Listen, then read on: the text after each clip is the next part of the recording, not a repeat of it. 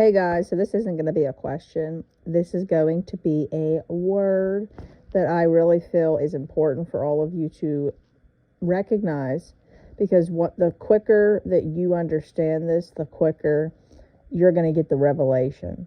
And it's still going to be hard, it's still going to be a struggle, but it's revelation. Okay. So the title of this word is going to be, I'm in love with someone who doesn't love me back.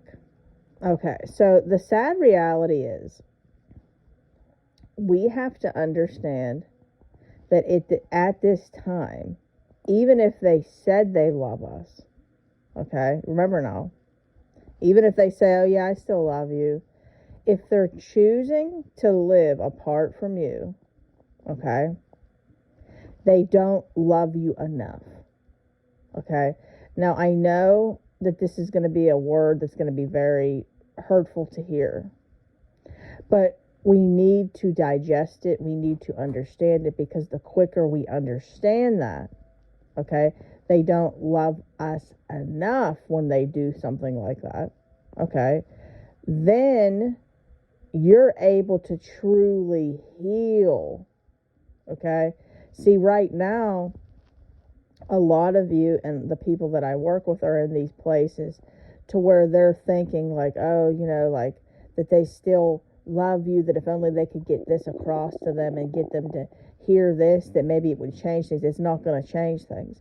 When they decide to leave, and they decide to leave the home, or they're deciding to start a life without you, the sad reality is they think that what they're leaving for, or what they're leaving to, or them leaving from you is going to be better, okay?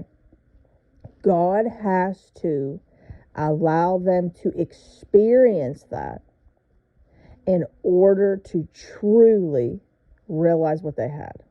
So, when I was a prodigal, to give you an example, guys, and I don't really tell this very much, but it's the truth. So when I had gotten with my husband, I was in love with another man, okay? So the other guy that I was in love with, basically, him and I had a rocky relationship, and, I guess you could say that in my past, I had a track record with maybe not telling the whole truth to certain guys. Like I wasn't doing anything sexual with people, but I wanted to see who I really liked. So when I got out of my 6-year relationship with my ex-fiance, I had started dating some other guy, and I still was, I guess, talking to my ex-fiance when him and I had gotten together, so that it was on the wrong foot. When I was still in love with him, he was having me try to rebuild my my trust back. And long story short, my husband, who I knew since I was 15 years old, comes into the picture suddenly, okay? And it was like a kingdom marriage situation, but I had no idea what was going on. Well, long story short, I had already gone through a year of isolation before this had happened, and I was still like gung-ho that I wanted this other man, okay? So, long story short, my husband comes into the picture. He is insisting he's going to be with me, like, didn't say that at first, but more or less. He just was persistent that he wanted me. He was treating me really good, all that different stuff. And it didn't matter how good he treated me. It didn't matter what he told me. I wanted this other guy, okay? Well, God took me through a process, okay, for about, I'd say, a good while, okay, having my husband take me out and be nice to me and, do things for me and just really, like, treat me a certain way.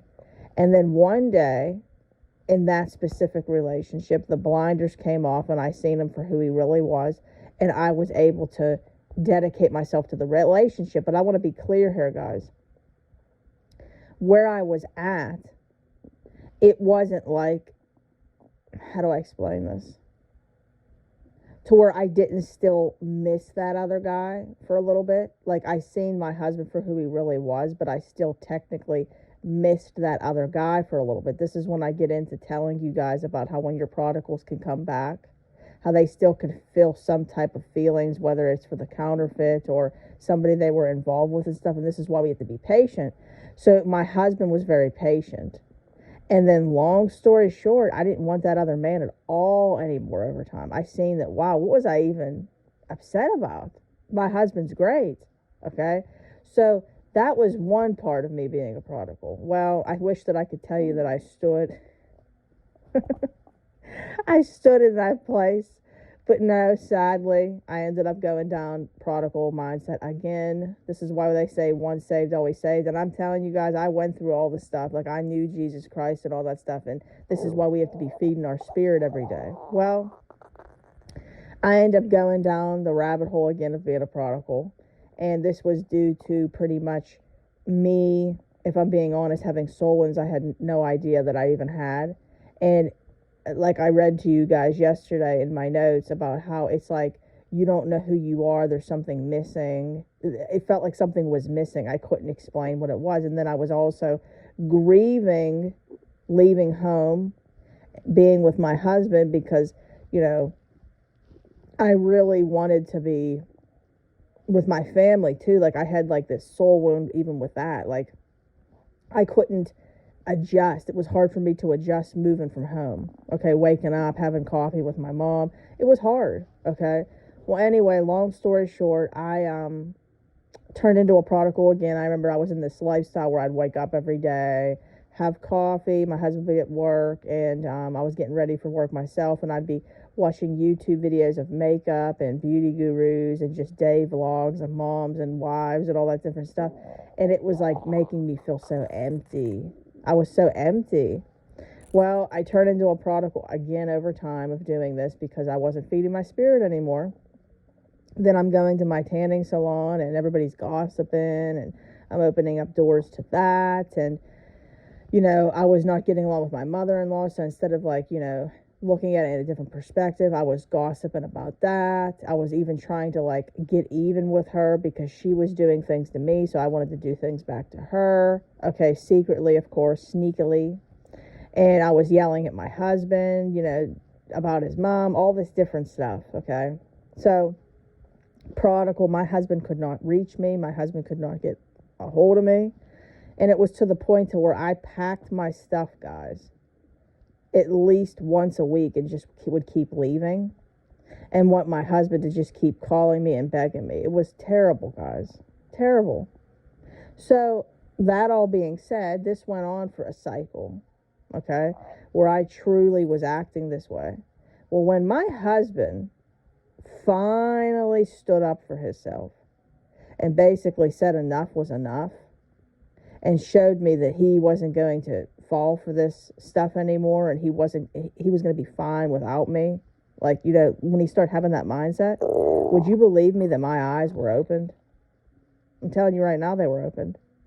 You have to understand, when we keep begging them and we keep pleading with them and we keep trying to have them see our value, it could do more harm than good. Nothing is more attractive than confidence in yourself. Okay? You can't sit there and make it like any human being you're going to die without. So the fact of the matter is, they chose to do life without you right now. Respect their boundaries, respect their decision, and you do life on your own right now. Figure out who you are. Did you ever hear people say that you can't love anyone until you love yourself? It's absolutely true. Okay? That's a worldly statement, but it ties into the spiritual. You can't love anybody until you love yourself and you know who you are in Christ and how valuable you are. The only opinion that should matter is God's opinion of you. We all want our spouse, obviously, to think highly of us, but your spouse will think highly of you when they see the confidence and the love you have for yourself. So I hope that this word helped, guys. I hope that it has given you some encouragement. Hold on. Show them your value by you seeing the confidence and you seeing the identity that God gave you, the acceptance, the love in yourself. Okay? Accept that they chose to do life without you right now. God will get a hold of them. You don't have to. You do you right now. You show them that you love yourself. Okay? I hope that this word has blessed you guys. I hope that this word has given you hope. I hope it didn't upset you too bad, because I have to give you the truth, because I don't want you guys to be in here longer than you have to be. All right, guys, I love you all so, so much. You all have a wonderful day. God bless each and every single one of you. Again, if you want to work with me, you can email me at deadmarriagesredeemed@gmail.com. I repeat, deadmarriagesredeemed@gmail.com. And come on over to our Facebook group. We would love for you to have a place to be a part of in this community, especially during this time of year. The holiday season can be very difficult. Come on over, Dead Marriages Redeemed on Facebook. All right, guys, if you could, please like the video, comment, subscribe, share. I'd appreciate it so much. All right, I'll see you in my next video. Bye, guys.